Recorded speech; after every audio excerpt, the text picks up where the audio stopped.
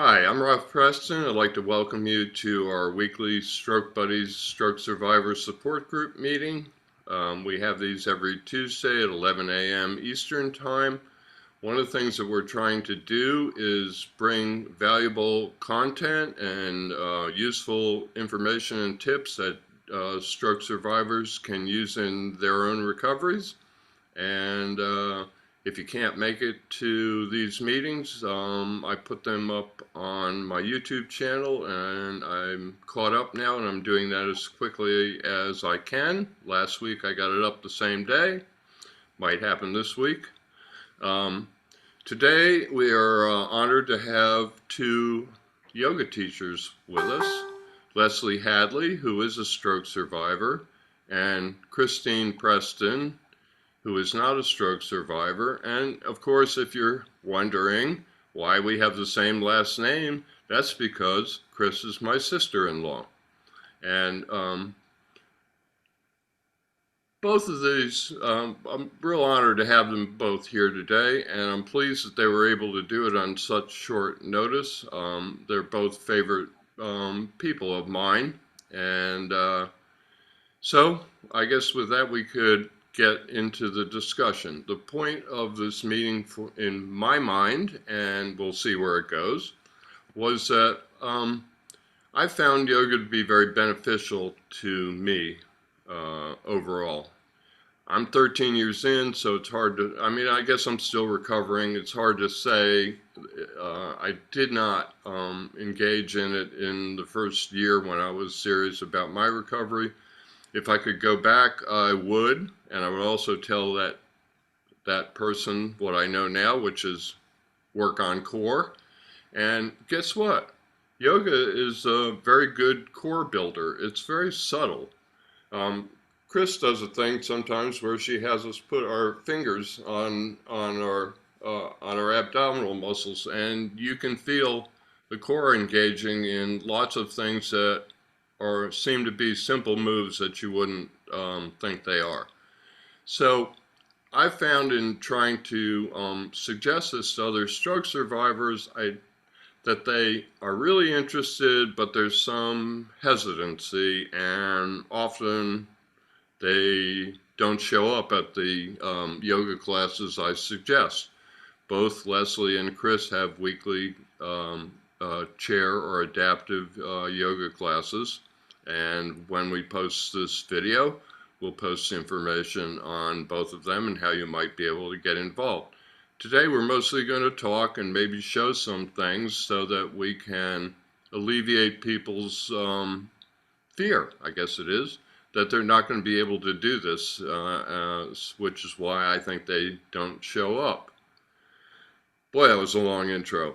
Anyway, so I thought maybe what we'd do would be to start with Chris and let Chris tell us a little bit about some of the advantages of yoga on the body, particularly, and then maybe let Leslie talk a little bit about her experience with yoga post-stroke as well as pre-stroke, because she has a perspective that very few people have.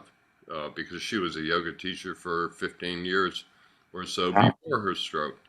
So, Chris, if you would, give us a little bit on your thoughts of the benefit of yoga. That could include what it's done for you in your life.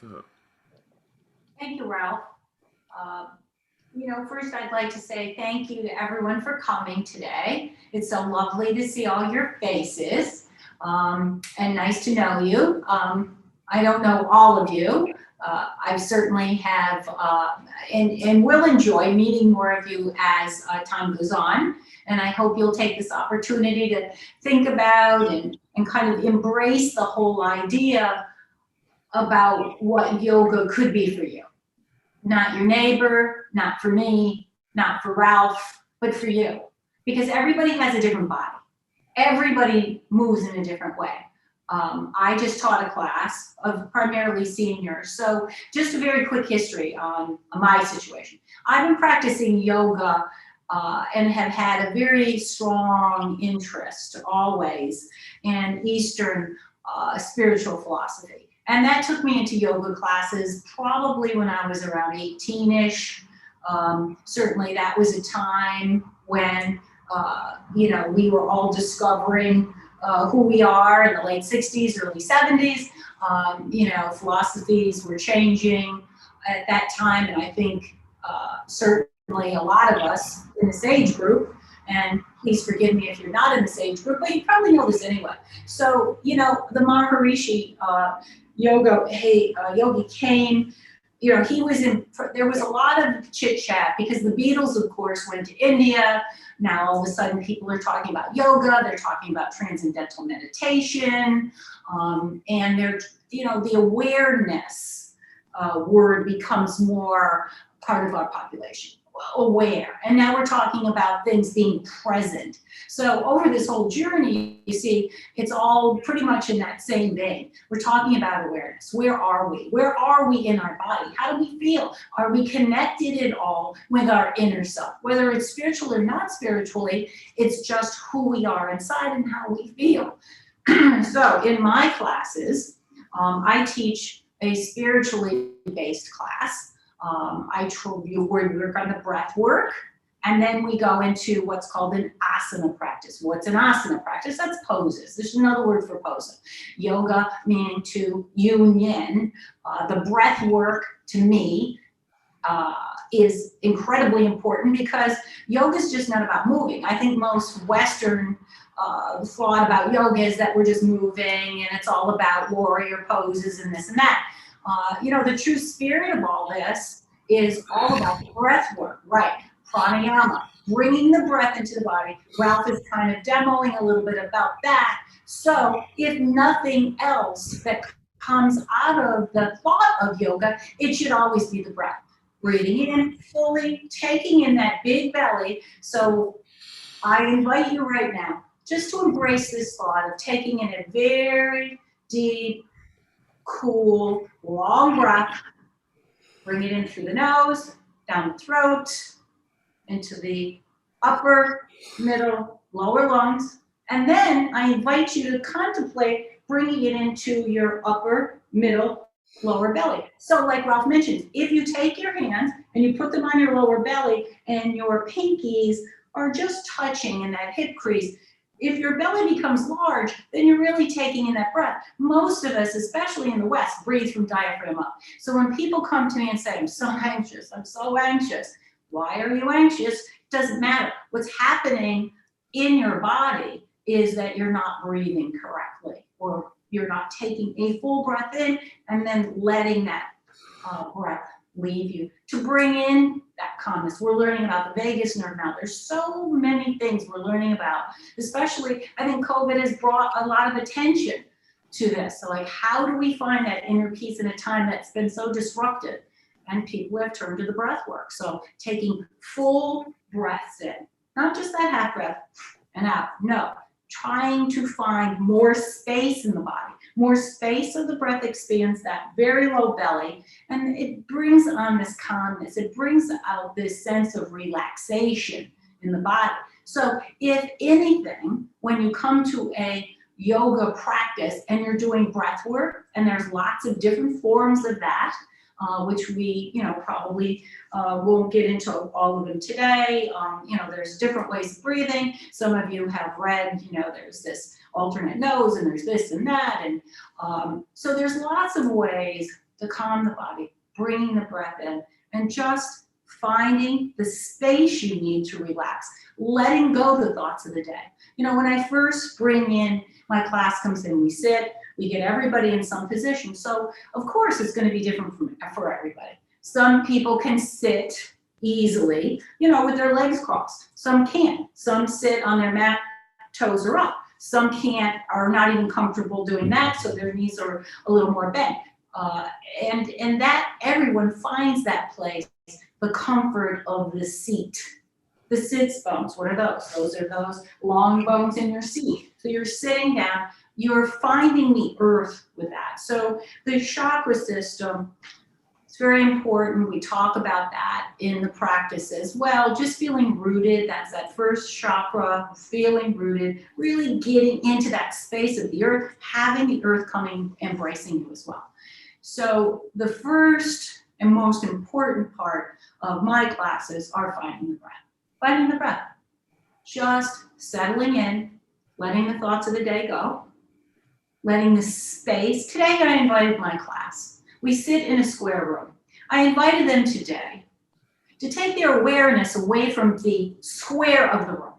So everybody sits and you understand that you're in this square because that's what you're being told. That's what your senses are telling you. I'm in this space of squareness. So I invited them today to let that space go. Just let it go. And then start to bring your awareness. Just start pulling it in to you rather than the space that you're in. And this brings a tremendous sense of calm to the body because now you're starting to focus inward, inward, inward, not thinking about the noises, not thinking about the other yogis in the room, not thinking about the rustling of the props maybe on the ground or, whatever it is that's distracting you. So, I've learned an awful lot on this journey with yoga. In 2016, I invested my time in a 200-hour yoga teacher training class and graduated. And then last year, I took a 100-hour meditation teacher training certification. So, and then other things have come along that I've taken in and chair, which, chair yoga has been a favorite of mine. And on Sundays, I do teach a community class from 8:45 to 9:45 or thereabouts. Everybody kind of comes in. It's Sunday. I'm flexible. And it's also a community class, so it's my way of kind of giving back. I don't ask for any donation. My heart to yours. I offer the class as a way of inviting you to come on in and take what you need from the class. Whether you stay for the whole class or not, of course I invite you to stay. I would love to see everyone, take in the whole class, but it's just more important to me that people come, find maybe a sense of community, and then breathe. So we're always breathing, we're always learning how to breathe, and surely the basics of this big breath in, and then I encourage people like this morning, we did a lot of breath work. So we're taking it in, and then we're holding, and then we're releasing the breath. And once we become vacant of breath, there's a lot of wonderful stuff that starts to happen there because you've opened this space up and now you can just feel your heart beating in your chest.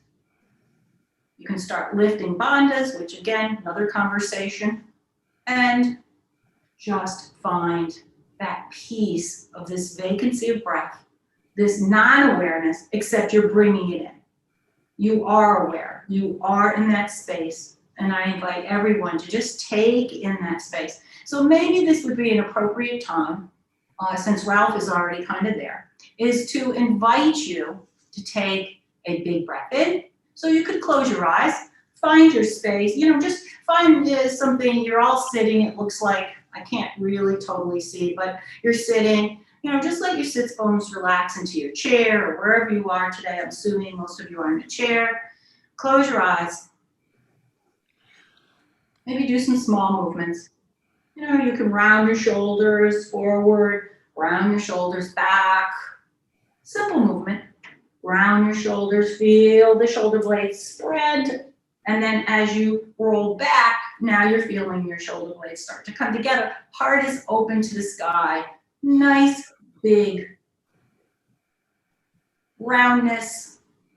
Feel the shoulders. There's a rounding here. And then there's another rounding. So it's almost like a yin and a yang here too, because you're stretching your back in such a way. You've got the lower lumbar spine, thoracic spine. Everything's engaged. So you're finding this roundness when you come forward. Also called, this is kind of like an adjustable cat and cow. And you're coming back in. You're arching your back. So I'm going to move just to the side here. So you can take in what's going on. And I think maybe you'll see better if today in the Northeast is a little, I would hate to call it chilly because that's silly, but it's not been hot and humid. So now we're sitting up straight And then as we roll our shoulders forward and you're coming down, maybe your hands are sliding a little closer to your knees, or just keep your elbows bent close to the body. Let your head drop, no tension in the neck. And you'll feel the roundness of the spine. Take that big breath in. And on the exhale of that breath, just bring the body forward. Find the arching in your back. So you feel an arching in your back. Now that can be just the slightest, it could be a half an inch. Because again, everybody's body is different. Not my body, not your neighbor's body. This is a very simple, effective way of stretching out the spine, and you take this to where you need it to go. Again, this will all be very personal. So if you're just working on your core and you're trying to engage your core as you're moving, then maybe today you're just engaging core. I'm moving forward just the tiniest bit, moving back the tiniest bit. But keep your navel to spine. That's called Uddiyana. Keep all that engaged. Great for the core, even if you're not really flexing your back too much. Flexation of the spine, not important. It's important that you're breathing through this. So as you're finding that breath and you're sitting on the seat and you're getting comfortable, and maybe you just moved your shoulders a little bit so we get into this, you take a big breath in. Now remember, the nose is a filter. We try not to do any mouth breathing because there is no filter in the mouth. You're just taking in everything and then exhaling everything. At times we do tend to want to shake it all out and open our mouth, but that's a topic for another day. So breathe in,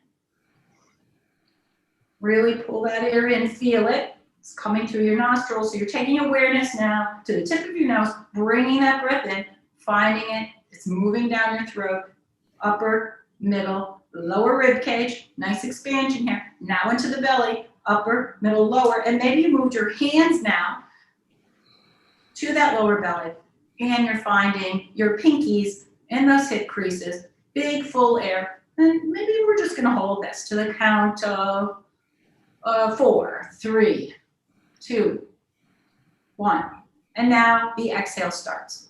So as we're exhaling, it's like an elevator. You brought it in, now you're bringing it up. So we're gonna exhale, but we're gonna exhale to the count of 5.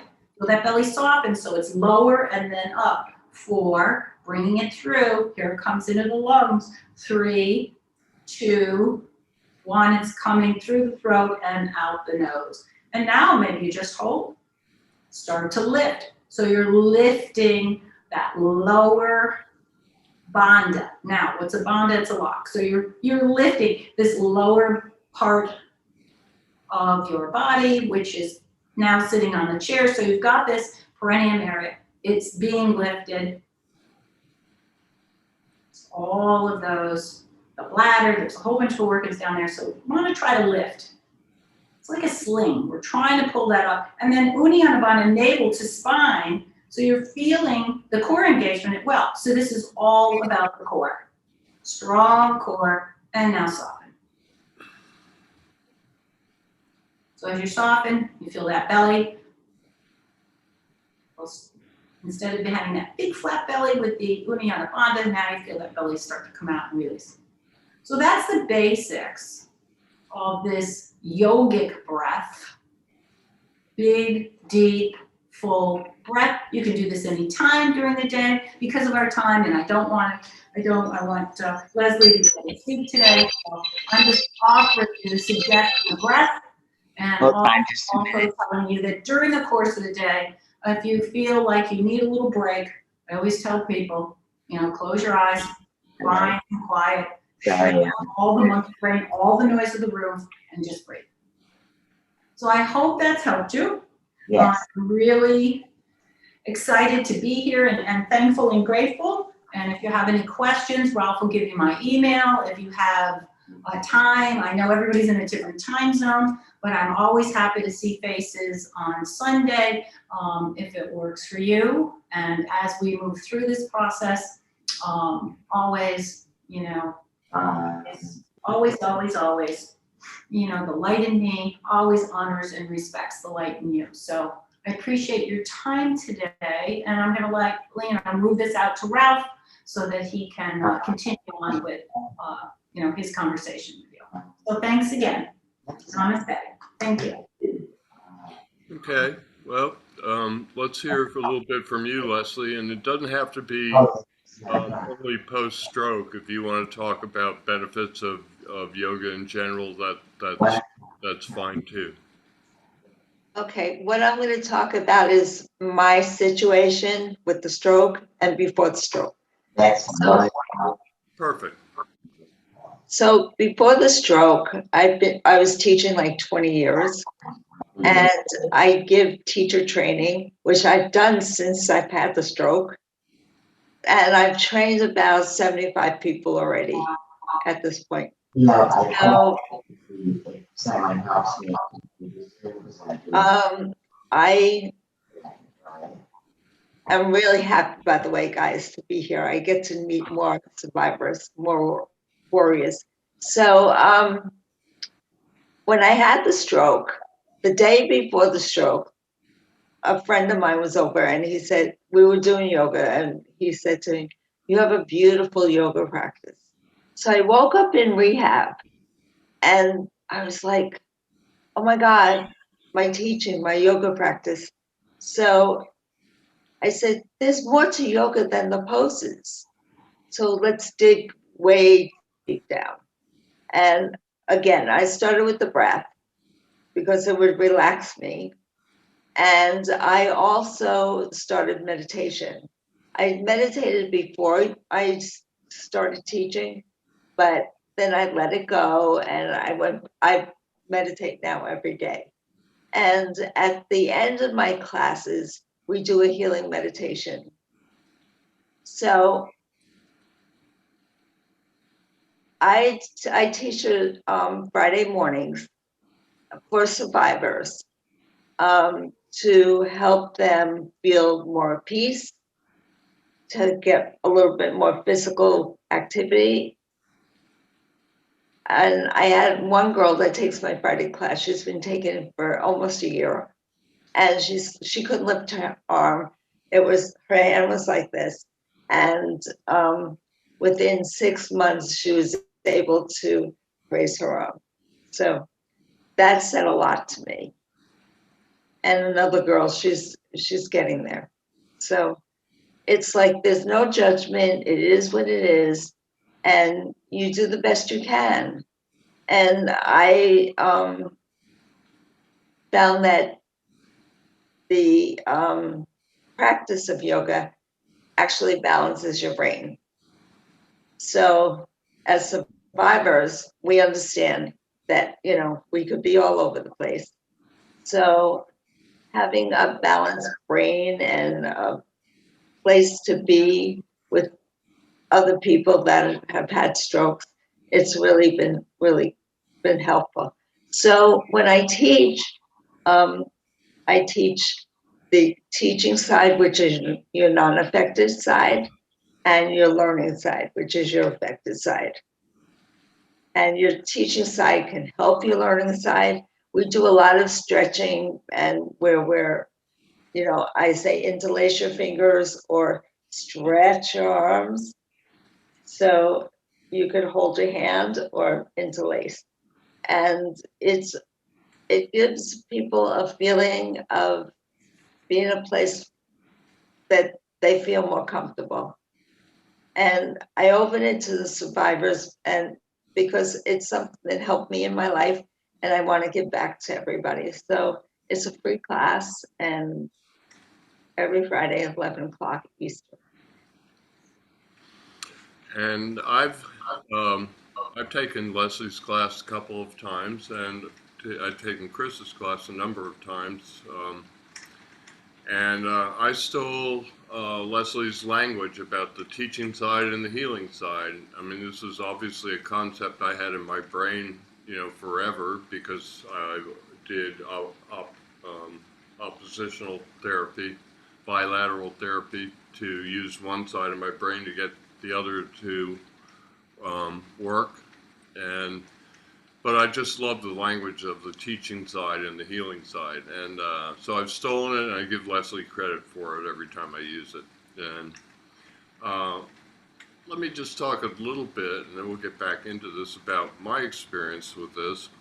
Um, I mostly started it because I knew it was good for me, and I had an interest in it. Leslie and I talked about maybe getting together and making a video to bring yoga to stroke survivors right around the time the pandemic hit. And Chris and I have been talking about this for a while too. Um, so I thought, well, if like anything, if you're going to try and inform other people about it, the more you know about it, the better. So I just kind of said, okay, I need to be doing this, and I did. And I found that the changes in me are very, very subtle, but they keep happening.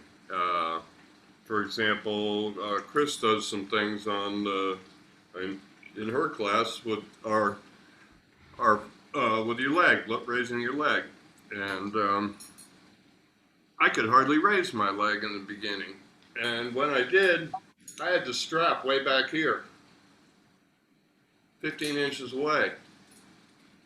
Now I got the strap about 4 inches away. Okay, I'm going to try this live on camera. Bad idea. But look at that. I can't really do it with my back straight yet, like Chris can. And but I'm now grabbing my foot, and I was 15 inches away from it. I also, I don't know, just for whatever reason, one time, a year and a half ago, I decided I'd touch my toes. I hadn't done it in about 5 or 10 years. And I bent over and I went, oh my God, I'm like 4 inches short of my toes. After I took a yoga class for a while and did not do anything towards, I didn't like try and touch my toes 50 times a day, every day, or anything like that, like never. But through the yoga class, after about 6 months, I just said, I wonder if that's helping with me touching my toes. Bingo, I touched them. Now I'm almost back to putting my knuckles on the floor. When I was 20, I could palm the floor, which is pretty good for a guy.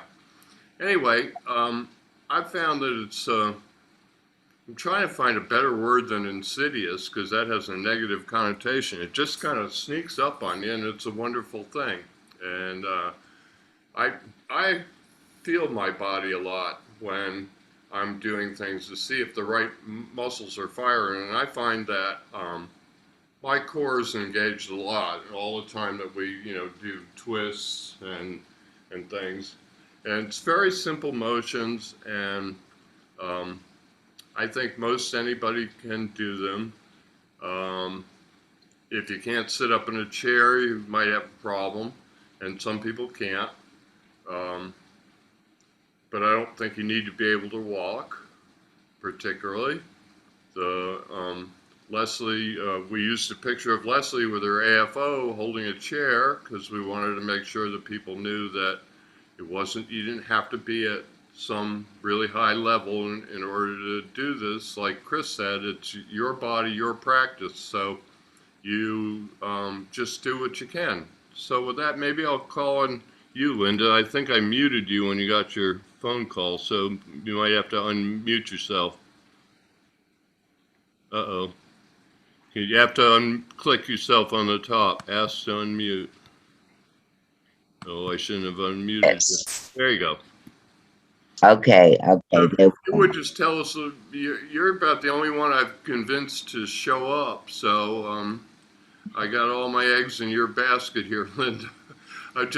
You said some great things to me that I wanted, you to repeat to other stroke survivors. So just tell us a little bit about your experience. I found I am someone who can barely walk. I walk maybe, a couple 100 feet with a cane. That's the best I can do. I'm a little further with a walker, but I'm not much of a walker. And I had my whole left side affected. And then I had another stroke with my right side. That recovered. But the left side was so bad. It was a series of strokes. It still hasn't recovered. And it's been a little over 3 years. And yet I found I could follow Chris a little bit. Not 100%, but it's been 2 sessions. And I have been able to follow her. And I found not only is the breathing wonderful, I have to work on that, but it is wonderful what I can work on. And I found the stretching is wonderful. it just helped me so much. I found the stretching of yoga was as good, if not better, than anything I've gotten from any physical or occupational therapist. So I really commend yoga to all stroke survivors. And don't think you're too bad unless you're completely paralyzed, because I was there. I was paralyzed on my left side for months and months. And I think I mean, I'm not now, I'm not, I know what it's like to be paralyzed and I'm not, but I found that whatever you can get out of yoga is so beneficial. Chris didn't mind that I couldn't follow it 100%. I think there are instructors that won't mind. I guess Leslie understands, we're not starting out that great. And so, we try and do what we can, but you will feel the difference. And I've only had 2 sessions. And after the second session, it's a little bit of a difference, but I think in stroke recovery, I learned this, when you can actually see something happening, because for me, it's like turtle motion. It's my improvement really crawls. So when I can actually see and feel an improvement, it's like, the sun up in the sky. It's fantastic. So I really Hey, recommend it. Ralph, if I may, for both Leslie and Chris, is there anything that you offer that you have to get down on the floor for? In my chair class, no. No, and that's the concern of a lot of people. Good, Yeah, I glad can't you get back pointed up. that out, Dennis, because a lot of, see, that's the thing it's one of those ideas that people are harboring that keeps them from trying a chair yoga class. And that is that, because I've got this about at least 5 or 6 times. I got it twice in the last day over promoting this meeting. People said, do you have to get down on the ground? Because I can't get up. That makes me think I need to do some more work on videos on how to get back up. But a lot of people are in that situation, and no, you don't. Chris has a thing at the end where of her class where it's optional if you get on the mat or not. I either do it in a chair or bug out. I'm pretty well done after 55 minutes or so by the time she gets to that. And then I also have never worked out a position where I can see the laptop and be on the floor. No, I haven't tried taking it on the floor with me or putting it on my chest or anything like that. Because sometimes I walk before her class, and after 45, 50, 55 minutes of those stretches, I'm pretty much done. But no, you don't have to get down on the floor. And I saw Leslie shaking her head. Yeah, I just want to say something, okay? Yeah. See this, guys? I'm in a wheelchair, okay? So, and I teach in a wheelchair. That's what I was going to ask you to say. Talk a little bit about, Yeah. you do that on purpose, don't you? No, I No? fell a year ago and Right. I broke my hip, and they don't allow me to walk alone. So I teach in my wheelchair. I teach a regular class in a wheelchair as well. Wow. Most stroke survivors have a TheraBand. So instead of using a yoga strap, we use a TheraBand because they're used to it from PT and OT. And Linda, if you friend me on Facebook, I will send you the info, okay? Sure. What is your last name, Leslie? Hadley, Hadley. Thank you so much. I will. Thank Okay. you. I'll make sure So- to do that too. And by the way, that's not a yoga strap. It's my gait belt. Your gate bell. I saw that. I understand the gate bell. I know. Yeah, I can't get on the floor unless somebody is with me because of the broken hip. I don't walk unless somebody is walking next to me because of the hip. And the hip actually broke on the affected side. So it's not been fun. but I still can teach. I can teach, and I can teach with like compassion. I have other ways of just like getting you into the poses. We do a lot of stretching that you would do like an OT, things like that. So yeah, I mean, if I could teach in a wheelchair, you guys could come and sit in a chair. Thank That's you. Thank that's about what I was going to say. I was going to say everybody out there who's got some trepidation about doing this, if she can do it in a wheelchair, you can do it. And Linda told me after her first session a couple things that I thought were interesting and worth passing on. And that was, she said, I moved in ways that I've not moved since my stroke. And I was talking to her about if she had a hard time with anything, and she just said, I just do what I can. And Linda, I'm not trying to embarrass you here in any way, but like when you're left side affected, so I'll do it in my left side, we put our hands up over our head a lot. And Linda was like this in the beginning. I noticed at the end of the yoga class, her hand was going up this high. I could see slight improvement in the class. The other thing about the class is, see, you hold things for a while. So now, Linda's holding that affected arm up for some period of time, something she probably doesn't do around the house, even if she tries to put the juice back in the refrigerator with her affected arm, bingo, it's over. So one of the things about the poses is not just the stretching, but I think the holding is helpful. You got any thoughts on that, either Linda or Leslie? I don't know. Absolutely right. I was doing things with my affected side that I wouldn't ordinarily do, and it was hard, but definitely good. Thank you for bringing that up. Thank you. Well, one thing about holding, so some of the movement that we do throughout, we do hold a little bit. So when we do something called cactus arms, which is opening up the chest, moving those shoulders back, I mean, you're also hitting triceps, biceps. So you want strong arms so that can help you do all the tasks that you need to do.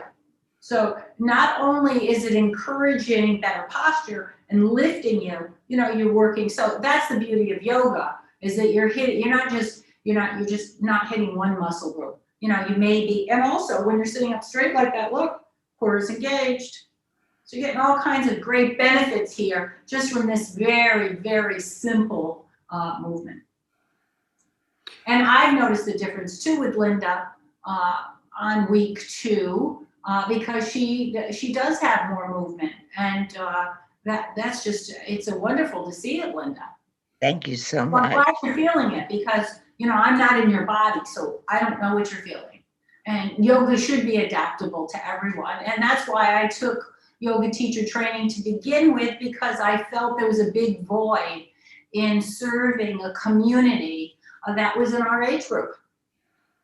People that come to yoga, they want to be able to do what they can do in their body and not feel that they're being pushed, or there's someone, the person that's teaching the class has so much more flexibility than they do, or maybe others in the class, that it's discouraging.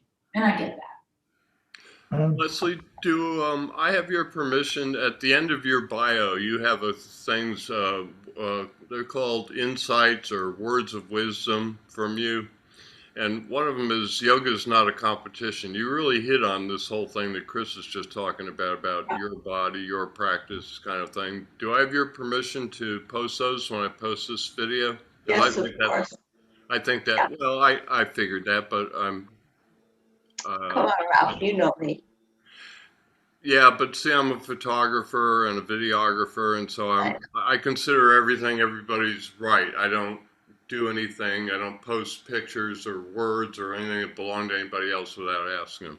Yeah. I knew you'd say yes. I just think that list, and I can't repeat it word for word, so you'll have to wait. It's just great. It's talking about how it's not a competition. Leave your ego at the door. I am remembering a couple of them, aren't I? Anyway, I'll make sure to post that, because I think part of this whole thing is that the philosophy behind yoga is plays well into the philosophy that we need to take as stroke survivors in terms of being positive, being aware of our bodies. One of the greatest gifts that you can have in stroke recovery, and not everybody has it. I coach a lot of people, several hundred at this point, not all in one day or anything, but I have. And I find a lot of people don't really have body awareness. And I'm wondering if it's something that you can develop or whether it's something that's innate. That's an interesting subject and on my radar, and I don't have the answer to it. But I do find that the whole philosophy of yoga and the whole the body awareness thing particularly just really is helpful, because if you can pay attention to what you're doing in yoga class, then you can pay attention to what you're doing if you're doing your stretches or your range of motion exercises or whatever. And the more attention you can pay to what you're doing, the more information your brain has in order to adapt if you need to. And knowing what's going on is important. If you don't have much body awareness, you can't look down at like when I'm on the news step. When I first got on it, I went, wow, my left leg's hanging out. I need to pull that thing in so it looks like the right one.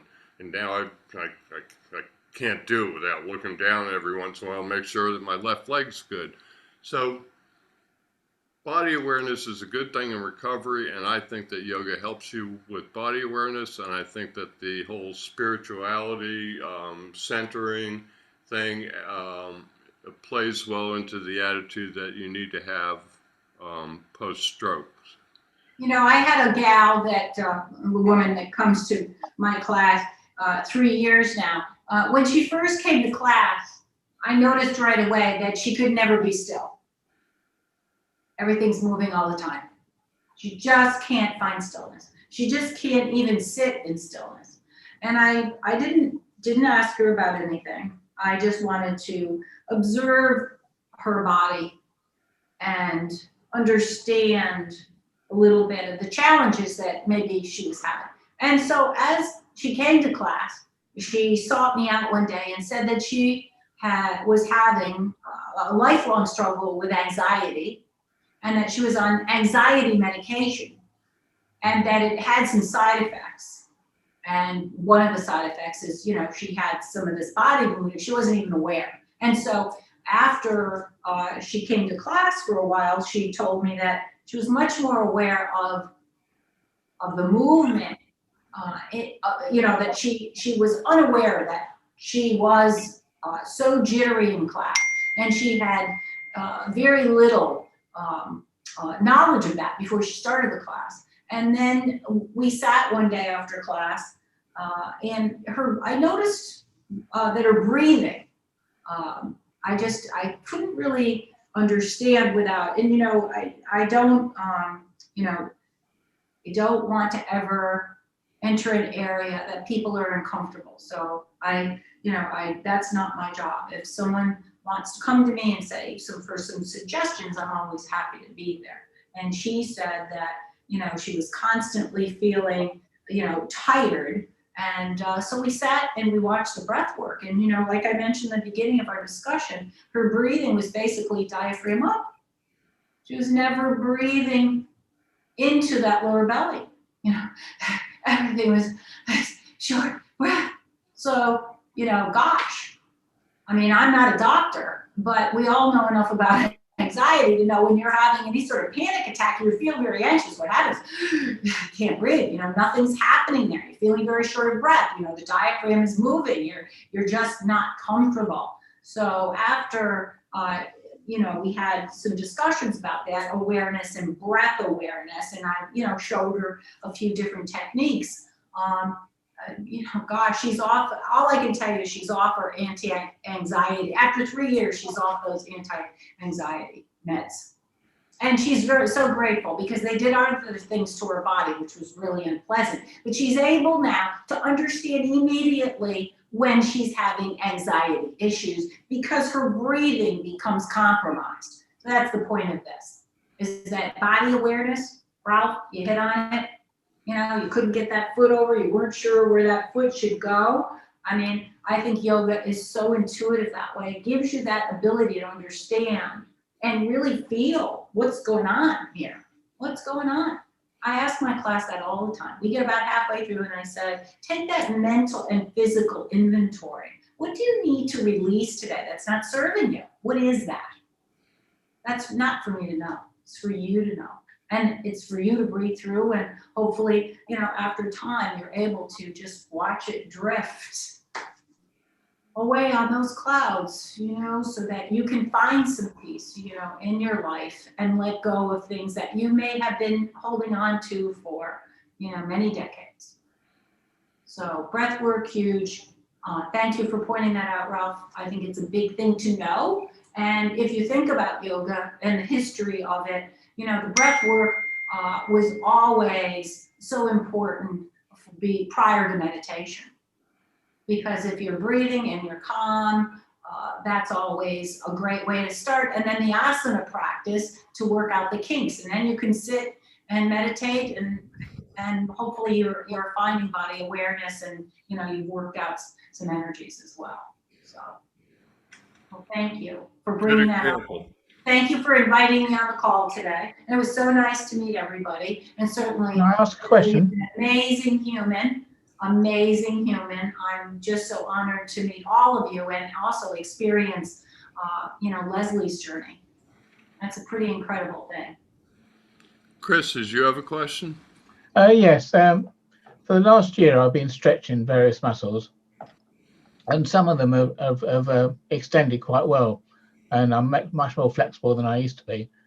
But other muscles, like hamstring or my shoulder, are stubborn. They're just not doing anything. Now, I stretch probably every day. Is that enough, or should I do it more than once a day? Once or That's a really twice a good day. question. Once or twice a day, you should stretch. If you have a TheraBand or a yoga strap, you should use that to stretch, because especially your hamstrings, because we sit a little bit more than we used to. So the hamstrings tighten up, and so when you stretch, you're able to function a little bit easier. Okay. So I would say I stretch if I'm not teaching, or if I'm not doing my own practice, I stretch in the morning before I get out of bed. I have a yoga strap in my bed with me, and I stretch at night before I go to bed. So it's really important, Chris. So more than once a day is okay then? I would say if you can get 2 in a day at least.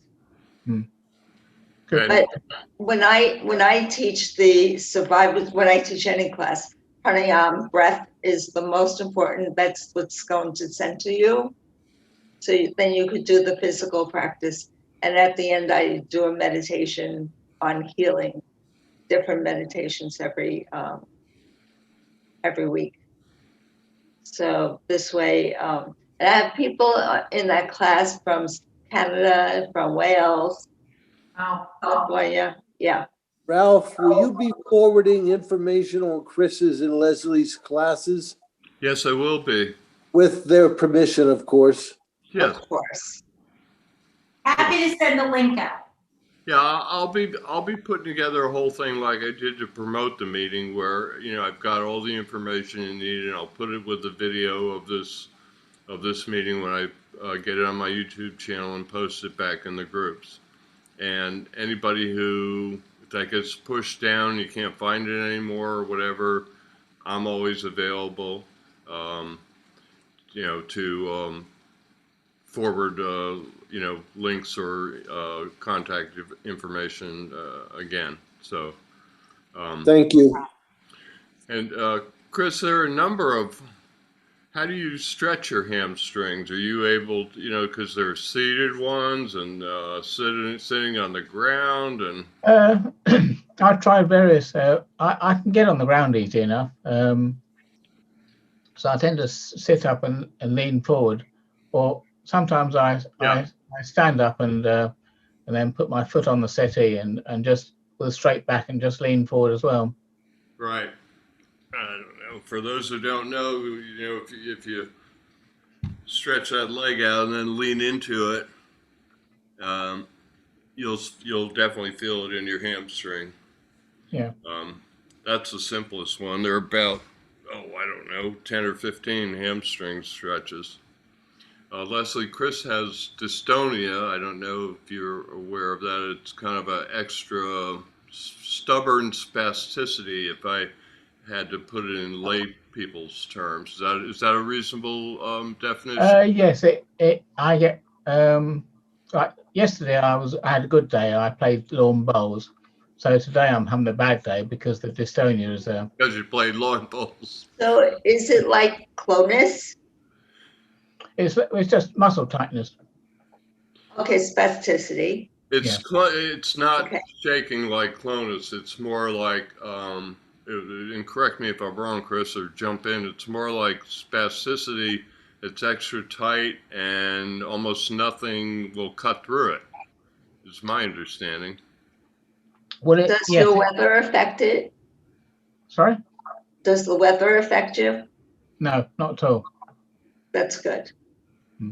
Spasticity is the worst. Is the weather affecting you? Muscle just knots up, It's just stubborn, is my understanding. You've been fighting it for a few years too, because that's how I first met you. Was I was answering questions you had about how to get rid of something, and here I am answering questions I don't know much about. But I tried to learn whenever I don't know something. I try and learn it, because if I learn about dystonia from you, Chris, then the next person that has issues with it, maybe I'm a little bit more knowledgeable. That's my idea anyway. The first 3 years of my stroke recovery was going well, and then suddenly I got knocked back because the dystonia is a result of the brain injury. So it took a while to come on? It came on after. It's because it's a basal ganglia area. That's yeah.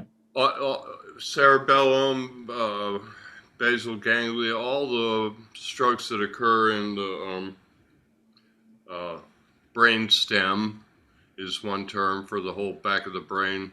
They're really difficult because those things often put the two sides together, like the cerebellum, or they control large. They control functioning. If you can't put things together in the back of your brain, then you're going to have a lot of trouble with a lot of functioning. People who have cerebral strokes have issues on both sides. Yeah. Right, Stormy? You don't have to say anything. The D you see is my friend Stormy. I try and help her, and she had a cerebral stroke. Also, the person I work with the longest, Kelly, who I worked with for almost 5 years till she moved away, had a cerebral stroke, and it's very different, very interesting. Both sides weak, and coordination is really an issue, getting both sides of the brain to work together. So I don't envy. I'm basal ganglia too. You did? I have basal ganglia. You did? Okay, That's so you and Chris share something. But Yeah. you're, both of you are one side affected or hemiplegic, correct? Yeah. That's correct. Yeah. Okay, I'm trying to learn here, because like a cerebral stroke affects both sides. So I need to go to my computer after this meeting's done, look up basal ganglia strokes versus some of the other ones. And Leslie, you're signaling something? I said the same thing as you. I'm gonna go look it all up. Yeah, well, that's because you're like me and John. I guess John dropped out. He may have had something to do. He's a busy guy. He waved. Yeah. He did? I missed him. Yeah, well, you're like me and John and a number of stroke survivors. Dentists, I shouldn't exclude dentists, who feel like that, we try and, I think it's a good thing to learn all you can about stroke, just like body awareness. If you're a stroke survivor, why wouldn't you want to know everything about stroke and the brain? It's all going to help you. Now, I do it, and Leslie's talking about doing it, and John would do it if he was here. We look up these things so that we're knowledgeable when we come across the next person. So that was one reason I answered you, Chris, a couple of years ago, because here's something I know something about, but I don't know exactly about your condition. I figured I could learn, and look, here we are. Yeah. Plus, so, where do we want to go from here? We've been going almost an hour. Anybody got any questions? I have a question. Okay, good, perfect. Go. Something that has happened to me started happening within the past couple of months. My badly affected side, my arm and leg will occasionally shake for a while. Is that clonus, or is it Yes, it a is. species unto itself? I'd never heard of that term. That's clonus. That's likely How do you spell that? If you don't mind. CLONUS. And CLONUS. Yeah. Thank Yes. you. Thank you, Leslie. okay, and so Yeah, what I found, because the I muscle fatigue? have it since I broke my hip. What I found is that if you put weight on your foot or on your hand, you can control a little bit more.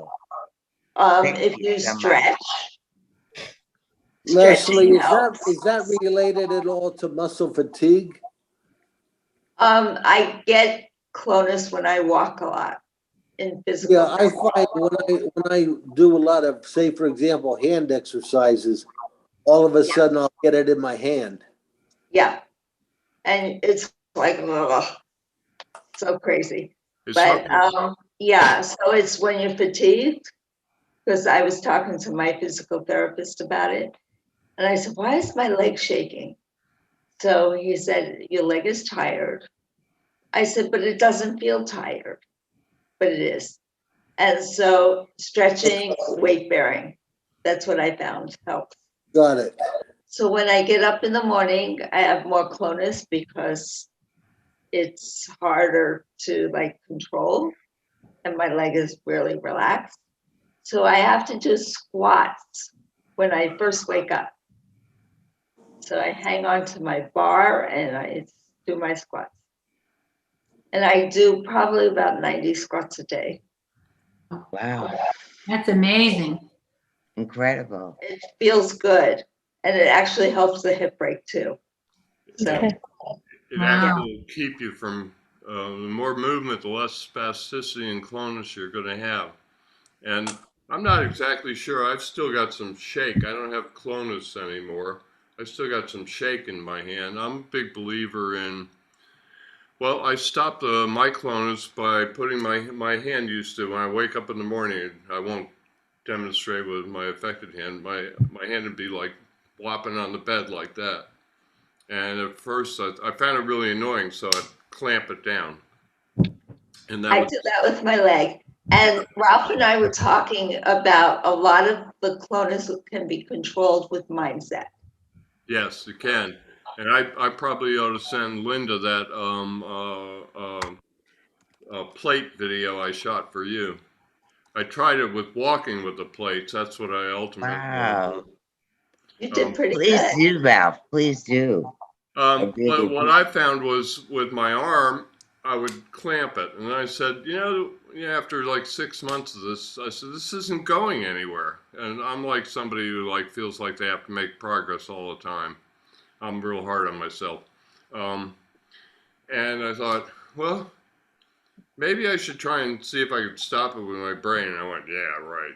And I said, well, okay, you do other things in stages, so maybe you should do this in stages. So maybe, and I got my hand moving by thinking about opening it, and I've seen this work with other people. So I said, okay, I'm going to think about stopping it, and if I have to stop it with my left hand, I will.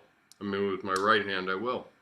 And so I did that for a few months, and it got about 25% better. It didn't do it as much or as often or as violently. And the more I thought about it and stopped it with my other hand, the better it got. And also, the more I was able to stop it with my brain. And I started to think, wow, you know, if I learn how to stop this with my brain, maybe it'll go away.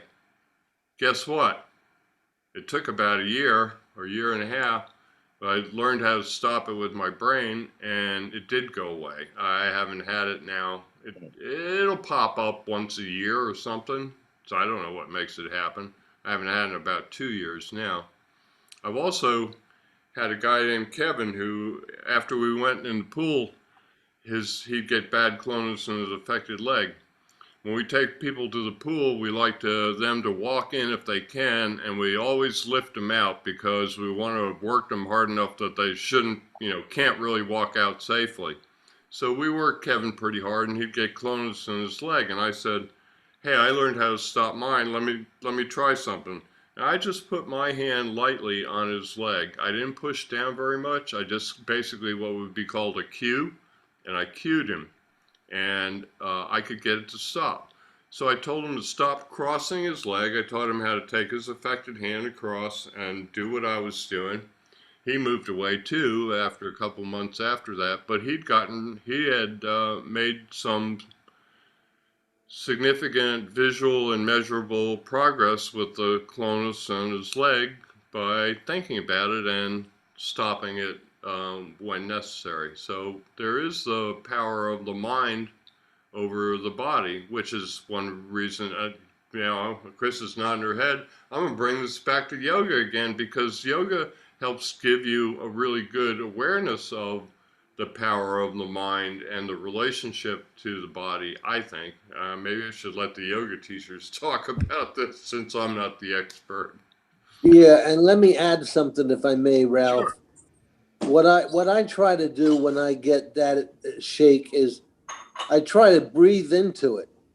Now, I don't know the science behind that, or if that's, something that Leslie or Chris would have an opinion on, but Is if it I working? breathe, well, it works a little bit. It doesn't stop completely, but, I try to breathe into my leg or breathe into my arm, whatever's shaking.